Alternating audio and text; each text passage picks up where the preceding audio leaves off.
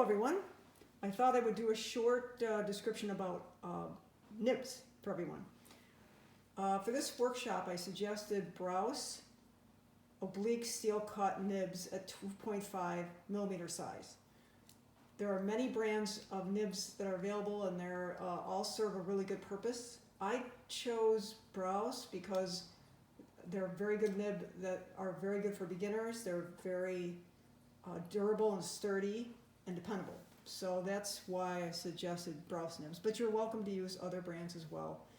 Alright, so I thought I'd just go over a little bit about nib anatomy to start. So first of all, you see here, this is the pen holder. The pen holder is the cylindrical object in which you insert the nib, and this is the nib.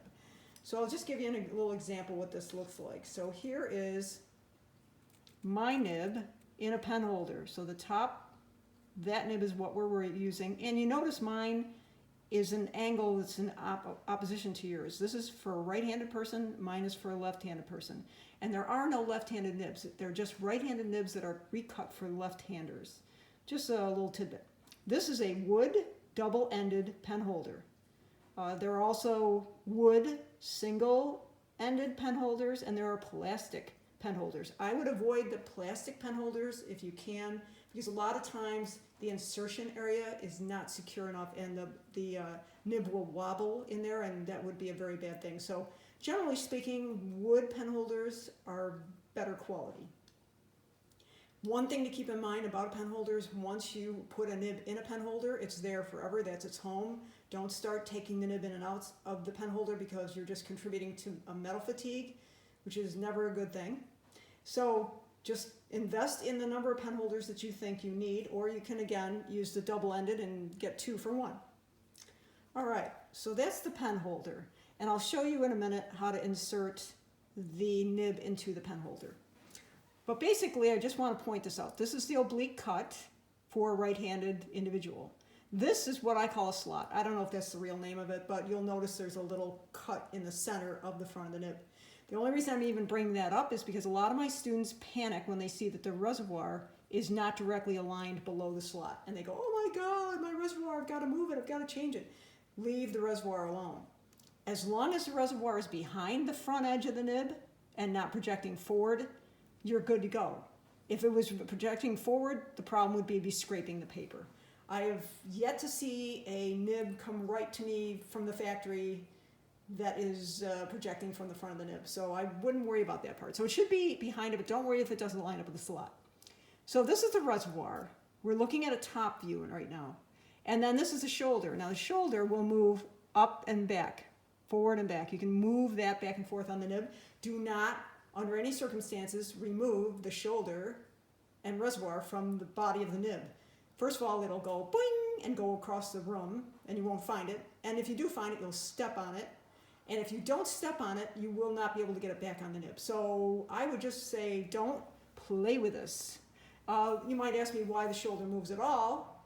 I think the only reason it moves at all is because sometimes people want to adjust the fluid in the way it comes out of the nib, but for now you don't need to worry about that. So that's basically the nib anatomy. Now you might say, what do I do the first time I use a nib? The first time you use a nib, it's like using any new piece of equipment. It needs to be worn in and needs to get used to you. You shouldn't be sharing your nib with anyone else because everyone holds a pen differently. So the first time you use a nib, you want to rinse it under hot water to get off the oils from the steel. That's just for the first time. Then you insert, I would insert the nib into the pen holder first, then walk over to a sink, and then it's already good to go. And then once you start using it, you're going to, in a minute I'm going to show you how to load the nib. You're going to have to put a little bit more muscle into it, I think, than you expect, because a lot of people think they're just going to go boop, boop, and the ink's going to come out. You have to press a little bit harder than maybe you think, evenly, left and right of the slot. If you lean in one way or another, you're going to get lines that are erratic and they're not the same width. Every line that you create with your ink should be the width basically of the nib, the front of the nib. So if all of a sudden some of your lines are half that width and some are 3/4 of that width, my guess is that you're not pressing evenly and distributing the weight evenly on the front end of the nib. Okay, then when you're done with the nib and you're done with your session, you take a piece of paper towel and some Windex, put the Windex on the paper towel, and then just gently clean the nib, and do not remove the shoulder. So if you're really worried about some ink residue in the nib, you could take an old toothbrush and put some Windex on that and try that. But there's really no need to do that. Now, the biggest problem that you would have is if you're going to go from ink and then you're going to go to pink gouache. The first few strokes you do with the pink gouache, just let it wear out. Sooner or later, the black will just wear out. Or if you're really serious about it, you could buy nibs just specially for your colored fluids. Okay, so and then at the end you just do the Windex, let that dry, and put it back in your toolkit carefully. I've had nibs that are 20 years old. If you take care of them, they will be fine. You do not want them rolling off the desktop, so I'd probably create a little pen anchor of some kind to hold your brush and your pen on the desk surface so they don't fall off the desk and you can't find them. Just like other things on the desktop, which I'll be discussing in a minute. Okay, so that's pretty much it about the nib, I think.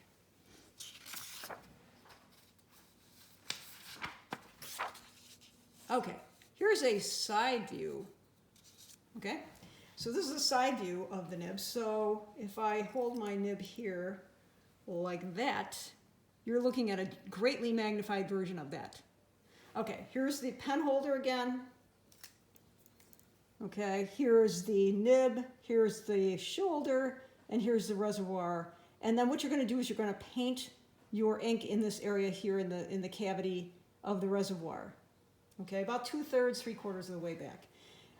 If you look at this side, if you look at your nib like this, look at the nib inside the pen holder there. If you look inside the pen holder, that's what this is demonstrating. Here's the outer ring and the inner ring.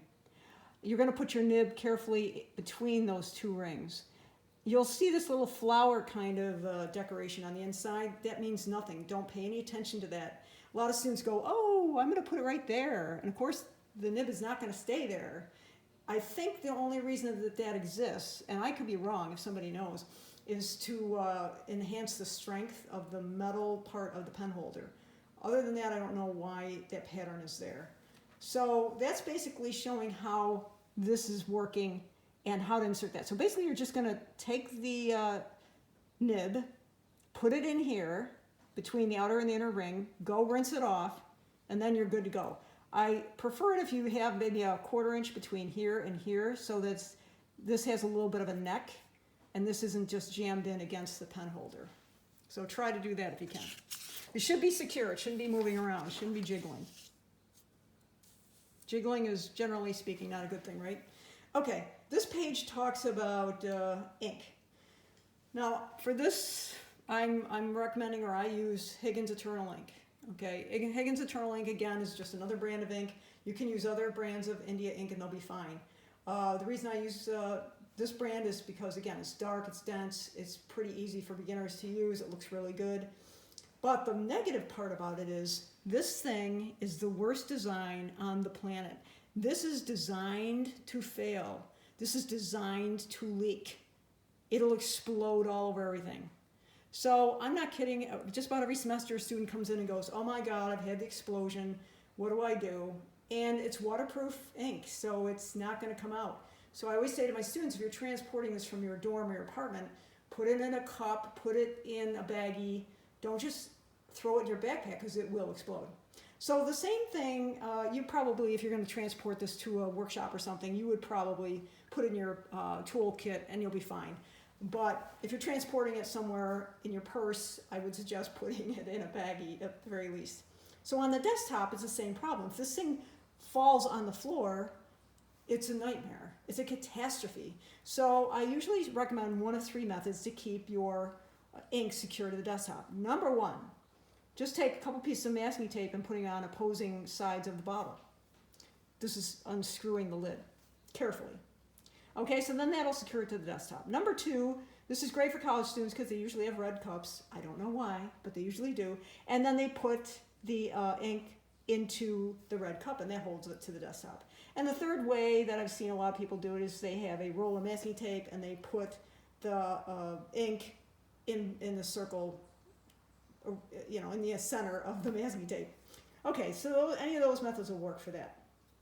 Now, the next thing I want to go over is loading the nib. Now, I know a lot of people will probably say, oh, well, that's easy enough. You just take your nib and you just plunk it into the ink.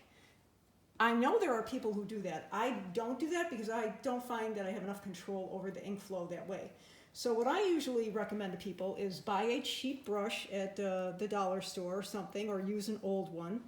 And it can be flat, or it can be pointed, but small and inexpensive, because you'll never get the ink out. Now, when you get done with a session with the brush, just rinse it with water, okay? So what I recommend is take a brush, dip it in the ink, and then you're going to paint it into the reservoir of the nib. So, for example, like that, you're just going to take the ink and you're just going to paint it in that side, paint it in that side, in between, in that little vacant space right there. About 2/3, 3/4 of the way back. The first time you use a nib, you might want to put a little bit on the end there just to sort of get it started, but you don't need to do that. Again, you should be able to just press, and you do have to press hard. Again, with both sides, you want to really press and get the ink flow going. So that's basically, oh, when you get done with your nib at the end of a session, you want to rinse it with Windex. So basically what I take is I take a paper towel, spritz some Windex on the paper towel, and then clean it. You know, you don't have to go crazy. You can also use Windex wipes. I probably wouldn't use Clorox wipes. I haven't had really good luck with them because they've eaten my nibs. But basically, Windex works great because, of course, these are steel, and if you just rinse them out with water, they will rust. And then just you're good to go after that.